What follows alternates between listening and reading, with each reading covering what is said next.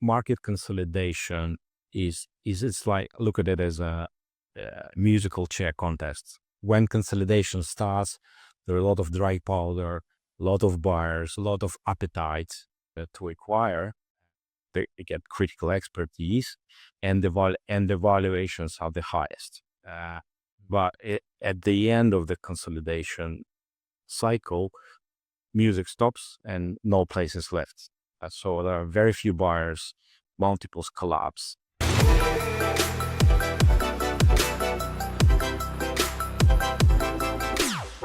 Super excited about this episode today. We have Ilya Mikin, Vice President M&A at Corum Group. Ilya, how are you? Welcome.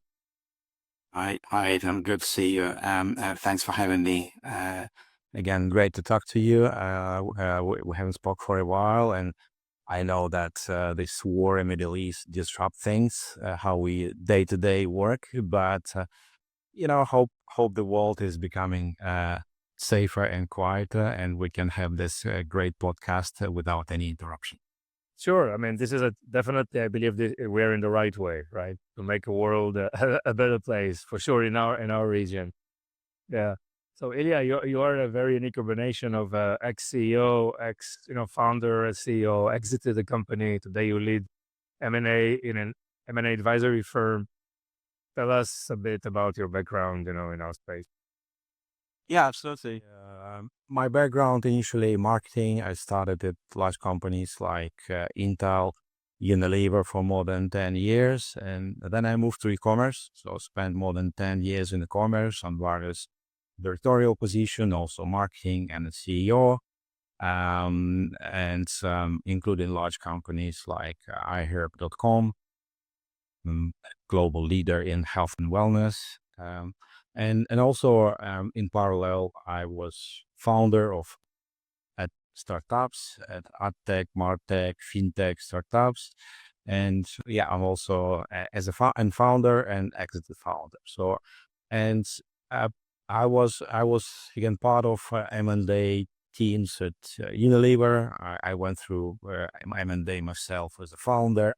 And now I'm an investment banker, so I've seen M&A from all sides of this equation.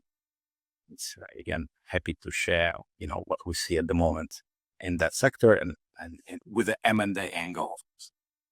Yes, I mean that's a big circle, right, of expertise and right and knowledge and experience in various sectors, right, both on the brand side, the agency side. Companies that are strong on advertising, companies that are strong on e-commerce and online presence, right? So, and now you do M&A. So from the M&A perspective, how do you look at the market right now? What do you think are the major shifts that are undergoing right now? Yeah, I think generally I would say the approach to how to build startup is changing, right? So we used to think about building startup for last, I would say maybe 15, 20 years, is that you need to raise VC money, grow as fast as possible, no matter what is the cost, even if you are unprofitable. And then your end goal is to get to IPO. So that's a happy end, right? So you get to IPO, you make money to your investors, and that's it, end of story. But that the whole concept is now disrupting and changing, of course. And if you can see the dynamic of VC investments, it significantly collapsed since 2021 in many sectors, including D2C commerce. It collapsed more than 90% from 2021 peak. But at the same time, M&A deals increased and increasing. For example, M&A deals in D2C sector that I just mentioned in 2025 increased 47%. So the liquidity event for founders now is not an IPO, but obviously M&A. And yeah, and what I can say again, the concept to building businesses is different. So now acquirers and even VC funds, they expect startups to be profitable.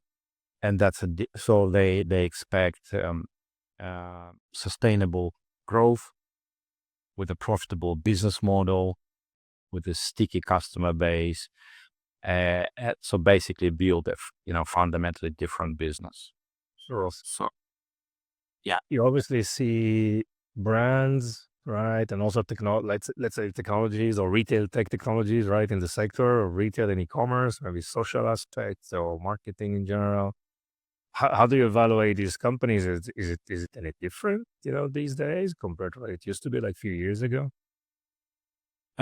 yeah. So again, continuing my point earlier. So before, I think a few years ago, the fundamental KPI for business was the rate of growth, and it still remains important. So rate of growth, of course, is still important, but at the same time, fundamental things are changing. So when acquirers they look at the valuation of the company, yeah. So they look first of all is NRR, GRR, a low churn, and how sticky is the customer base. So that stickiness of the customers and profitability in gross margin is a cornerstone, is important. Yeah, and especially why it's important also is because the players are a little bit different. So if you look who are the players now and who were the players 10 years ago, so the importance of strategic buyers was higher 10 years ago. Now, almost, again, depends on the sector, from 20% up to 40-50% is now private equity. So private equity is based comps. And private equity acquirers, they look at your EBITDA, just of all. Then, and how repeatable is that profitability. So, and that means building sustainable, healthy business. That's what drives valuation largely. But of course, having said that, I would say, of course, the fast pace of development of AI also changing that. So while that fundamental fundamental parameters are important, but how you are using AI, are you AI native company or are you just AI enabled company, is extremely important, and using AI is increasing your valuation by 20-30%, sometimes more. If you are AI native company, your valuation can be up to 20 EV. Interesting. This is because the acquirer identify the company as more innovative, more looking at probably the operational side, reducing cost with AI, probably innovate through AI also on the go-to-market, right? This is the It's because AI is totally disrupting things, how we used to do things, right? So think about agentic commerce. So agentic commerce, it's already changing the patterns how people buy or find goods online. But I can say that we don't know where it will go in 1, 2, 3 years. I mean, basically, I say 1 year ago, 18 months ago, we didn't know what is OpenClaw, right? So now OpenClaw is totally changing the way how we interact with your computer, right? So it's basically a new operating system. Yes, correct. And definitely for e-commerce, we saw that the valuation like swung widely, right, over the last 3 years, right? Definitely after COVID, I mean, which was like a big spike, right, of valuation. We saw all these, even Amazon, brands get acquired, and this has stopped for quite a while and probably bouncing back. What do you see in terms of where are multiples today for e-commerce? Yeah, for e-commerce, multiples significantly compressed. So even if you look at the public companies like big commerce, for example, yeah, so you can see that over the last few years, the multiples significantly compressed, and the same happens with non-public companies as well. Uh, so the only, I think, more significant factor is to drive your valuation up. So currently, we can say that average multiple for e-commerce company, like a traditional e-commerce company, maybe 2x. Yeah, on average, I would say 2x. 2x. Yeah, EBITDA. On EBITDA. on revenue. Yeah, Okay, yeah. Okay. Yeah, that makes sense. And obviously, definitely for those who are focusing on the US market, like tariff and supply chain disruptions, right, also reshape, e-commerce substantially during the last year, right? How do you analyze these factors, right, when you create valuations and all? It's again, the factor is we are.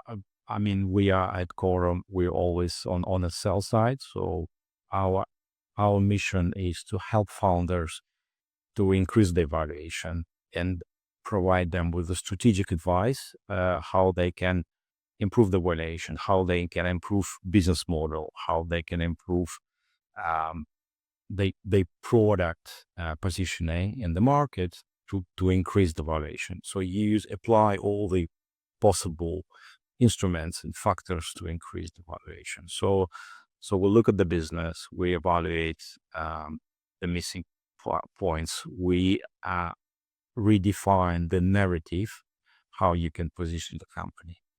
Uh, but but but I think again, it is to understand how that company can fill the critical gap in the market in terms of the product proposition.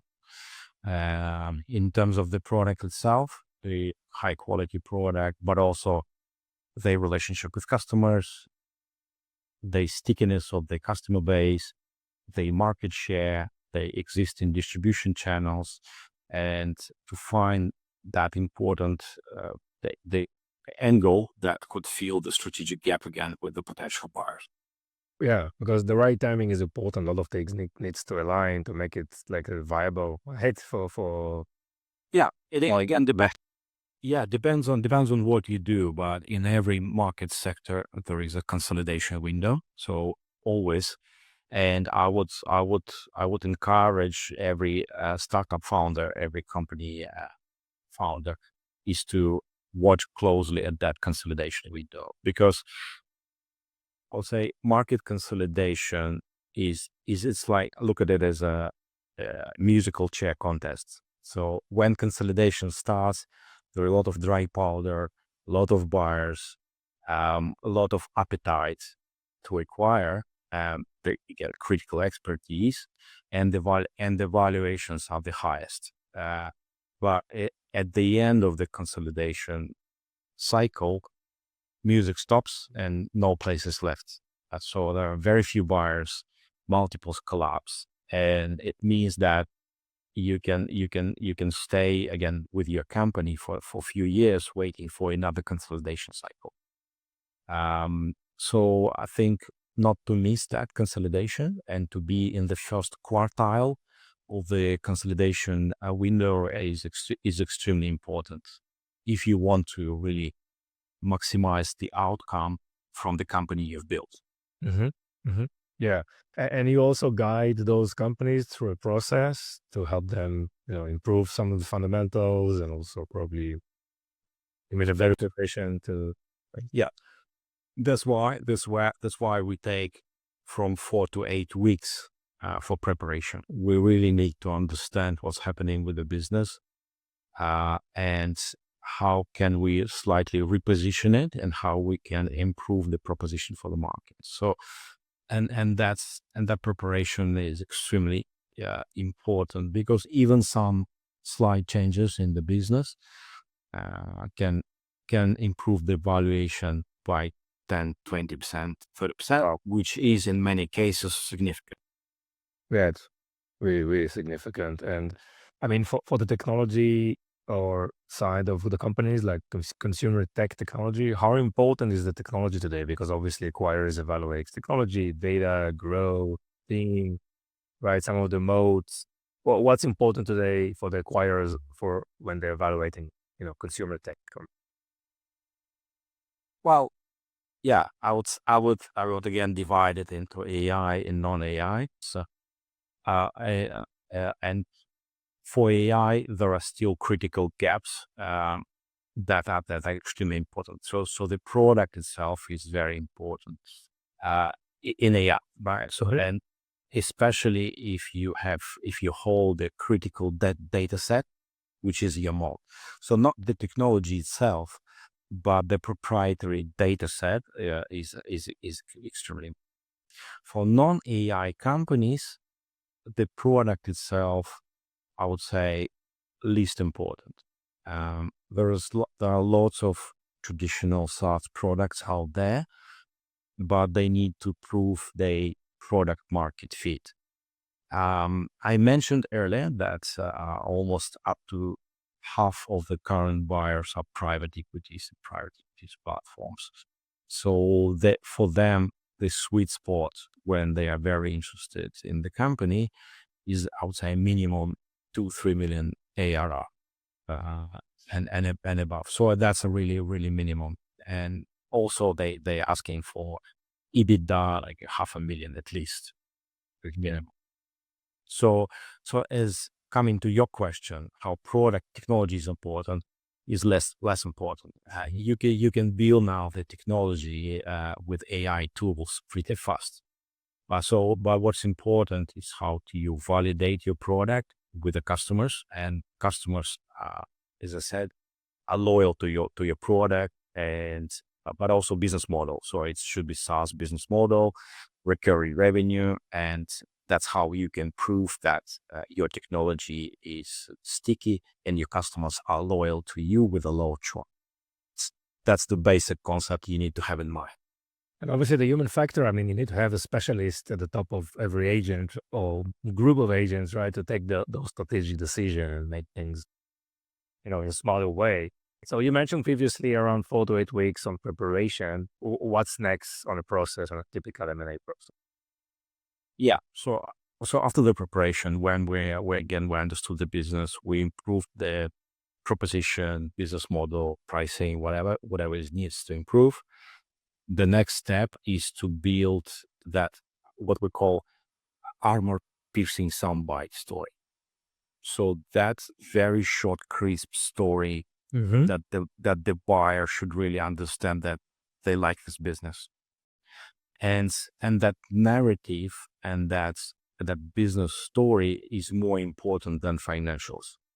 How you position your business, how you position that it's critical, important for the market, is even more important than financials behind.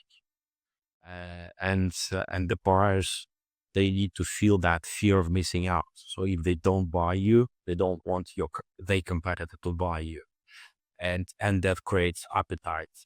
So so that outreach, so that short summary is important. So the next step is, again, we prepare always that teaser, uh, executive summary, and then we do outreach to vetted buyers, because we have relationship with more than 10,000 buyers, strategic, financial, and private equity backed platforms and others. And we create that outreach, and we outreach them because we have warm, direct relationship with them. Mm-hmm. And the whole idea is to create competitive environments. That's your really most important instrument. How you can manage the whole process as you as a founder. So when you have 3, 5, 10 interested buyers, then basically you can dictate what deal parameters you want, what outcome you want. Is it payout, is it earnout, and the ratio between them, etc. So you have real leverage in this negotiation, and also you control the timing. quite often what happens is that you build in the business, then you have inbound interest. So there is a buyer approaching you, but in this case, you don't control that process. They control you. And in many cases, these buyers also looking for your competitors and looking at other companies in the market, but you are locked only with this particular buyer for some time, because they're quite often they ask you to sign no shop exclusivity for him, and so you can't look hours. And the whole idea is to buy you below the market value.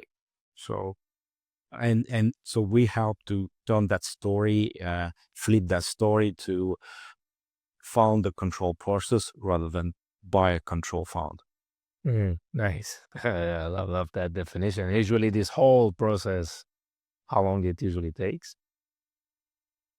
Yeah, it depends. Again, we can say that hot AI startups can close the deal in few weeks. But on average, if you look at the statistics across hundreds of deals that we're doing, so on average it's 6 to 9 months. Can be longer. It can be longer, of course. Depends on the case. Depends on who is the buyer. The larger is the buyer, the longer can be the process, simply because of the internal processes, board meetings, etc. But 6 to 9 months is somewhere. But again, the whole idea is to get to the best possible outcome for the founder. It's not about to do things as fast as possible, but to get to the best outcome. So quite often we see that, say, when we've done the whole process relatively fast, we got to the initial LOI agreement, but then the final negotiations can take 3 months, 4 months, 5 months on all the details, like liabilities, reps and warranties, risks, and all these nuances. It really can take time. Yeah, I mean, a lot of things needs to align to make this happen, right? And so many things that can go wrong in these type of processes, right? So yeah, both internally and externally. Yeah. I say, good, and I can say that quite often the deals, the M&A deals discussion, they collapse internally from the founder side on two things. So one is the deal fatigue, because founder, he needs to run the business, and it's basically day to day. But when you approach M&A deal discussion, it's almost like a full-time job. There's a lot of nuances you need to talk to, but you don't have this time. So deal fatigue is real. So, and quite often that happens. But also what quite often happens is misalignment between founders. So say you're CEO and you have a co-founder CTO.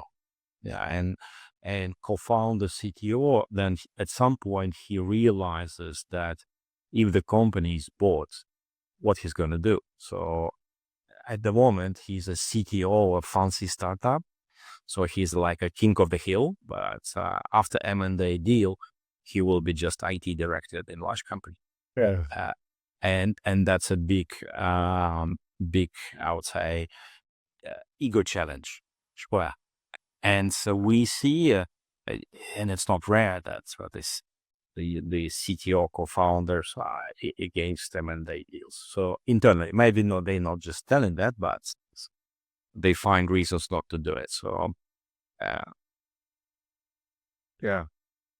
And yeah, how do you see the latest growth of videos and shoppable video? We see what's happening with TikTok Shop in the US. Like, this is the next big thing that's just growing exponentially by far more than any other channel out there.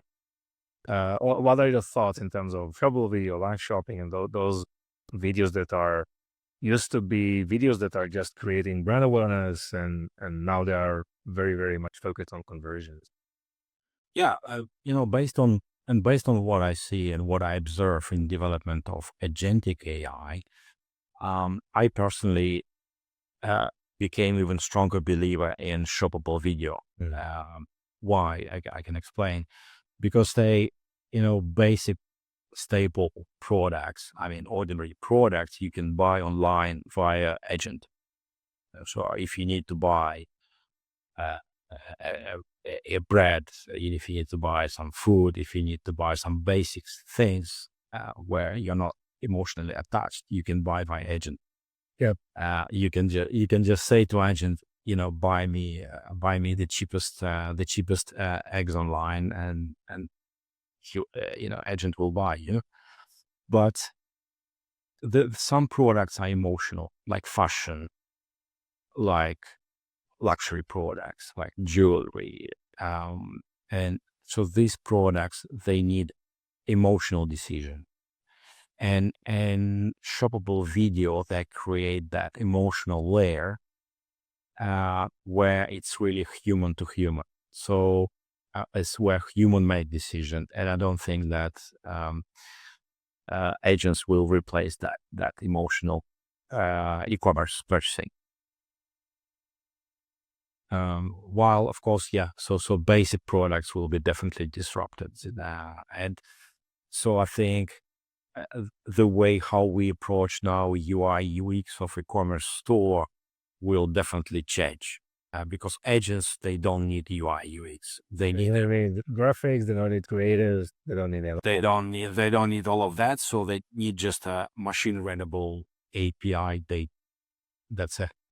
But shoppable video, I think that's something that people will always need, and they will always consume, and they will make decision based on that emotion that video creates. Yes. So this is where you see the role of video, right? To create this emotional effect, obviously authenticity, and trying to trigger, purchasing decisions. Yeah. For emotion, for product categories, way emotion is important. Yes. Interesting. So Ilya, about WallID, right? What problems, the company is really solving, and how it matters for conversion and fraud at scale? Yeah, I think it's, again, talking about emotion. It's a very rational product, about, and WallID solve the problem that probably existed for years, but only able to solve now. The problem is that friction that creates checkout. So at the checkout, there is a lot of friction where you need to input your personal data, payment data, and there is also part of, quite a lot of, fraud in there. So at the checkout, you see fraud, you see chargebacks, which is the friendly fraud.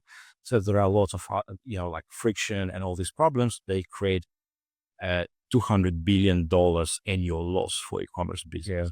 So quite substantial. And so what we identified at WallID is that via open banking data access and mechanism, we can pull that data for the customer. So we can pull the data for the customer and pre-populate it in the checkout as a personal data verified by the banks, but also the payment data. So basically, you can make a purchase with your verified ID data and payment in basically one click. And that's the idea of WallID. And so it solves the problem of current merchants, that it improves their profitability 2 times. So double the margin by removing fraud, removing chargebacks, reducing payment fees, and reducing friction at the checkout. Yes. Interesting. So during the days that you founded, WallID, you also, did corporate development at iHerb, and now you're with Corum. It seems that on a personal level, you're doing always more than 1 or 2 things, right? Together. Is it something? Yeah. Tell us more about it. How do you keep focus? How do you manage this, mentally? Something, some people run triathlons in their free time, but I like to start startups in my free. So it's always starts like a hobby, because it's just interesting puzzle for me to solve. So I'm just looking this as a puzzle, and then and then it starts and it goes and it lives. And I could say that again because WallID is my side hustle, but it grows 20% a month from month organically. And I can say that more than 20% of our customers come to us via AI search, ChatGPT, Gemini, or Claude. So we spend zero on marketing. So it's all inbound growth. Amazing. That's really, really important. And, having the ability to do so many things requires a lot of self-discipline, I guess. So, well done. Well done on this note. Ilya, do you see any trend or any technology or something or a use case that is getting you excited, in the e-commerce space? Absolutely. So, I mean, again, my personal interest and attention, and that's where I'm currently investigating, is that look at this. We just said agentic commerce, right? So agents buy stuff for you. But so that I think that trend changes the way how we approach KYC. So if you talk about some important services and products, normally they perform KYC, so know your customer. But if it's agent, how you run KYC if an agent is buying service. So I think it's know your agent, and I think that's a totally greenfield area where there are maybe very few buyers or out there. So, but I think the importance of know your agent will grow, and that's personally where my personal interest is. Yes, makes a lot of sense.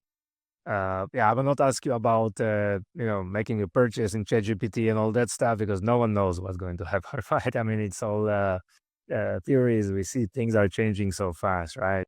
Announcement after announcement. So, Ilya, it was really a pleasure. How people can find you, Corum, WallID? What's the best way? Yeah, the best way is to find me on LinkedIn.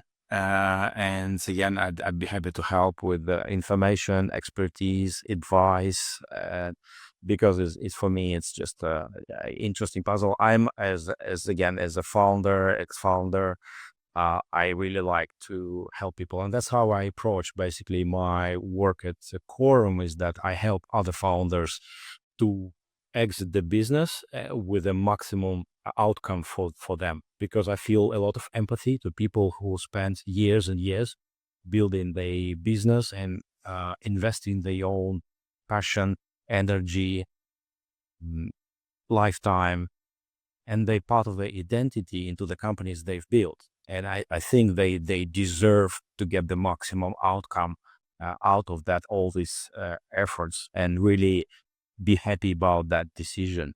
And that's my, I would say, cause. That rest, like the higher level vision or cause, right? Beyond the day-to-day grind. Yeah. That's very, very nice, Ilya. Thank you so much. It was really interesting, and I'd love to have you here on the show. Thank you, Eitan. It was a pleasure to see you.